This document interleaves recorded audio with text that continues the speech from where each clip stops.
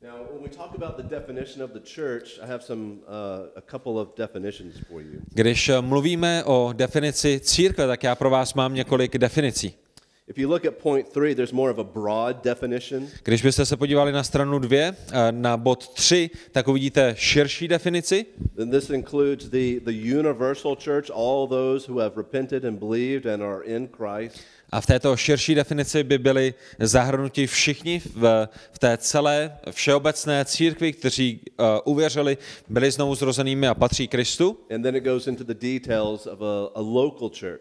A potom by tato širší definice přešla konkrétněji k místní církvi, k místnímu společenství. And you can see at the bottom of the definition there's a lot of details about what the church does. A na spodku této definice byste uviděli hodně konkrétních věcí, které církev a křesťané mají dělat.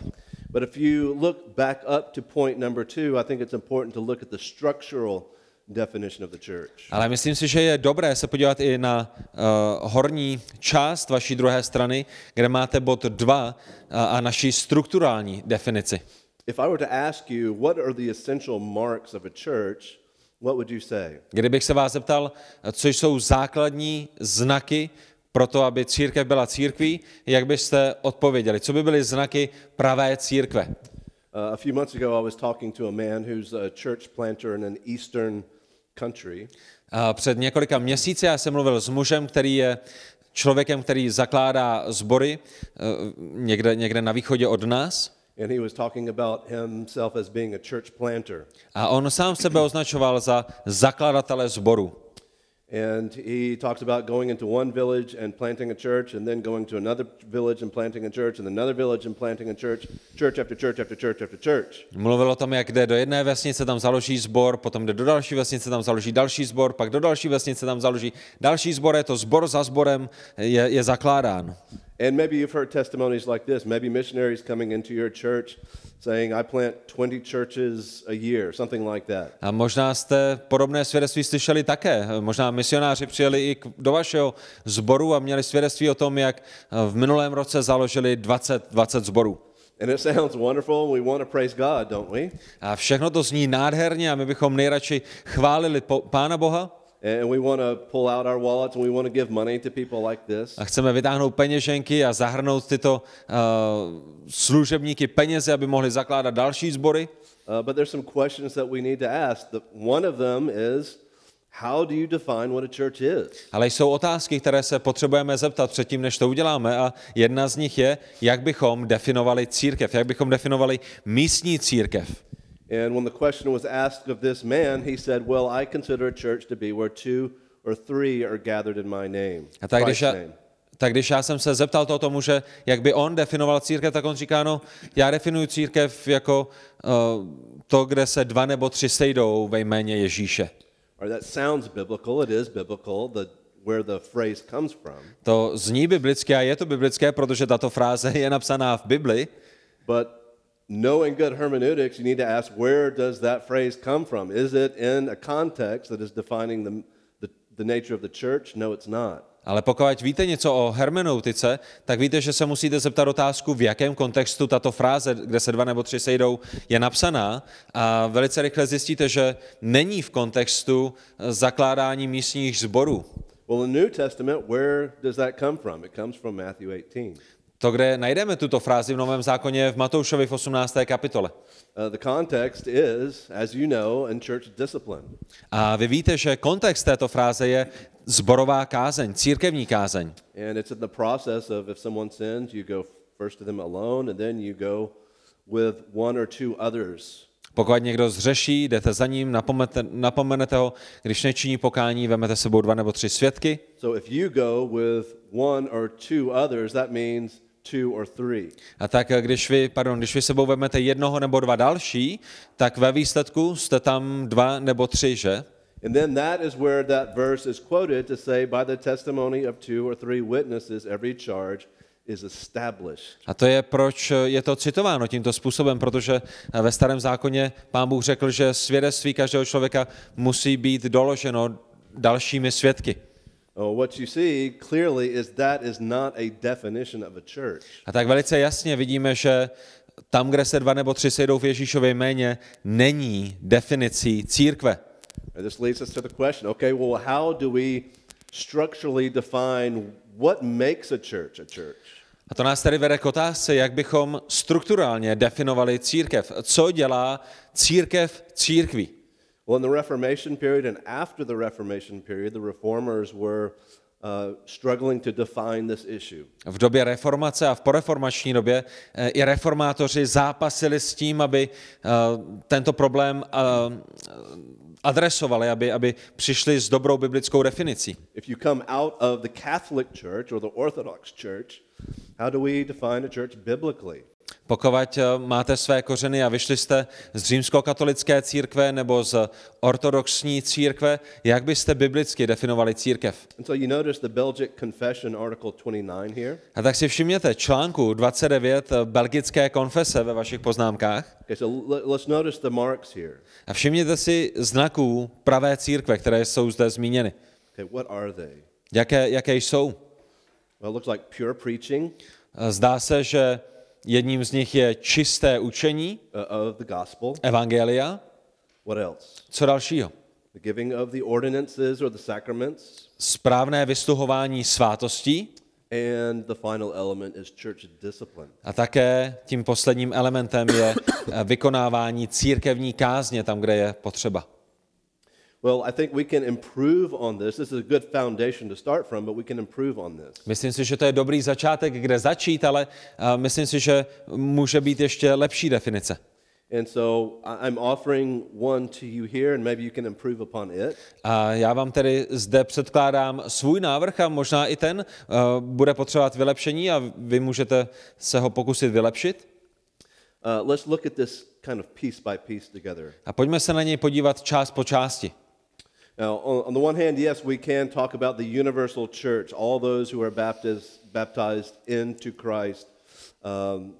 That's one definition, but there's also the local church definition. That's what I'm giving you here. My na jedné straně bychom samozřejmě mohli mluvit o církvi a definovat církev jako všeobecnou církev, všichni ti, kteří jsou znovu zrozeni a jsou pokřtěni do Krista, ale moje definice se zaměřuje na definici místního společenství, místní viditelné církve. And you notice the definition begins with it is a local assembly. Všimněte si, začínáme církev je místní shromáždění. Of whom? Born again, baptized Christians. Místní shromáždění koho? Místní shromáždění znovu zrozených a pokřtěných křesťanů. Now, automatically this makes us more unique than other churches because we are saying that if you are not born again and baptized, you cannot be a member of the church. Samozřejmě to znamená, že tato definice nám ukazuje, že jsme více unikátní než některé další církve, protože součástí této církve, součástí tohoto místního shromáždění může být někdo pouze, kdo je znovu zrozen a kdo je pokřtěn na vyznání víry. And we'll talk about this later, but just because, for example, a baby is baptized, that does not mean the baby is born again or a Christian at all. Samozřejmě my o tom budeme mluvit více později, ale jenom kvůli tomu, že pokřtíte dítě, tak to neznamená, že to dítě je znovu zrozené, že je křesťanem. Right? So not only born again, but baptized Christians that practice loving submission and service to one another. A tak církev je místním shromážděním nejenom znovuzrozených, ale znovuzrozených a pokřtěných křesťanů, kteří se jeden druhému podřizují v lásce. And you can fill in a lot of information there that you see in the broader definition of the church below. A zde byste mohli doplnit mnoho z těch věcí, které jsou v té širší definici. Right? So this is one aspect of the definition, the members of the church, the sheep. Ale tak zde máme tu první část naší definice, která se zaměřuje na členy, která se zaměřuje na ovečky. Does that make a church? Ale stačí to k tomu, abyste měli církev? No, that is a gathering of believers, but it's not a church. Ne, to, co byste měli v ten moment, je shromáždění věřících na jednom místě, ale ještě nemáte místní sbor. There must also be the second part of the definition of the church, and that is who the shepherds are, the leadership of the church. Protože potřebujete i druhou část této definice, a to je, kdo vede tento sbor. definici toho, kdo jsou vedoucí a pastýři v takovémto společenství. That these born again baptized Christians submit to the loving leadership of qualified ordained pastors. A to je to, co čteme v naší definici. A zároveň se podřizují laskavému vedení kvalifikovaných ordinovaných pastýřů, kteří stádo znají. Now, all of these elements are very, very important. A všechny tyto elementy jsou nesmírně důležité. It's not just submitting to any man or a dictator. Protože nám to ukazuje, že se nemáme podřizovat komukoliv, jakémukoliv muži nebo diktátorovi. The qualification for eldership is very critical for this definition to work. Kvalifikace starších je velice, velice důležitá proto, aby tato definice správně fungovala. They, by the quality of their loving leadership, that means that they would have been qualified. My zde máme, že se podřizují laskavému vedení a i ta jejich laskavost, to jejich laskavé vedení ukazuje zpět na jejich kvalifikaci. And it's not just the idea that they might be qualified, but they have gone through a long-term testing process that's listed here as ordination. A když mluvíme o kvalifikovaných vedoucích církvi, tak to není jenom pouze o lidech, kteří se zdají být kvalifikováni, mohli by být kvalifikováni, asi jsou kvalifikováni, ale kvalifikováni ve smyslu, že jejich život byl zkoumán, že jejich doktrína byla zkoumána, že jejich učení bylo zkoumáno a byli rozpoznáni, že jsou skutečně kvalifikovanými. And what do these pastors do?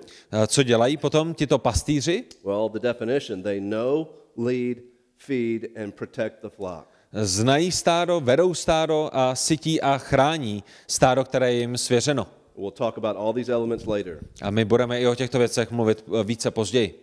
But how do they do this? By right preaching or biblical preaching, discipleship, giving of the ordinances, and church discipline or restoration. A jakým způsobem dosahují toho, že znají, vedou, sytí a chrání? Skrze správné vyučování, učednické vedení, udílení svátostí a skrze církevní kázeň a uzdravení vztahů. Now you might be asking, well, is all of this biblical? Why can't we just have like a gathering of Christians and call that a church? A vy si možná říkáte, počkej, je tohleto vůbec jako biblické? Proč bychom nemohli mít akorát spoustu křesťanů na jednom místě a nazývat to místním sborem?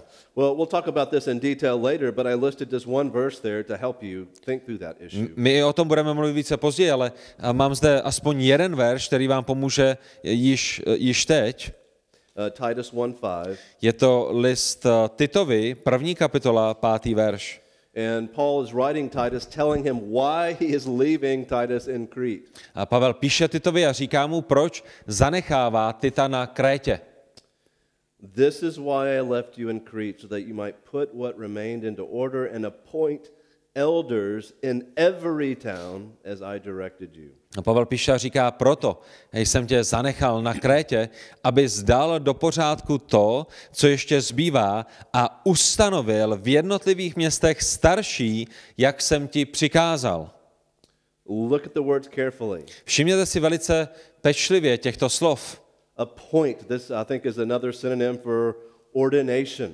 A Pavel říká, že Titus má ustanovit a já bych řekl, že je to synonymem k našemu slovu ordinuj. And we'll define that later as well. Později budeme mluvit o definici ordinace. But also notice what he says here. He does not say ordain or appoint an elder, a pastor, but plural pastors. Všimněte si, že Pavel neříká Titovi, že má ustanovit, ordinovat jednoho staršího, ale že má ustanovit starší, několik starších v každém tom místním sboru. And so what we're going to see is that a fundamental element of a healthy church is a plurality of ordained pastors. A tak to další, co vidíme, je, že znakem zdravé pravé církve je několik starších, kteří ji vedou, že to není pouze o jednom vedoucím, ale že zdravá církev má mít několikanásobné vedení. But maybe this is just for Crete. Maybe it's not for the Czech Republic or the United States or China. I'm sorry? Maybe it's just for Crete. Ale my bychom si možná mohli říci, no jo, ale počkej, tohle je jenom pro Krétu. To neznamená, že je to pro Čechy a pro Ameriku a pro Čínu. Tady je to jenom pro Kréťany. But notice the verse again. Ale všimněte si opět toho verše. Appoint elders in every town as I directed you. Ustanov starší v jednotlivých městech, tak jak jsem ti přikázal. And we're going to see later throughout the New Testament, this is the mark of every New Testament church, a plurality of elders. A my uvidíme skrze Nový zákon, že ano, toto je skutečně znakem zdravé církve, že v celém Novém zákoně vidíme, kde je církev, tak tam je i množství starších nebo více než jeden starších, kteří danou církev vedou.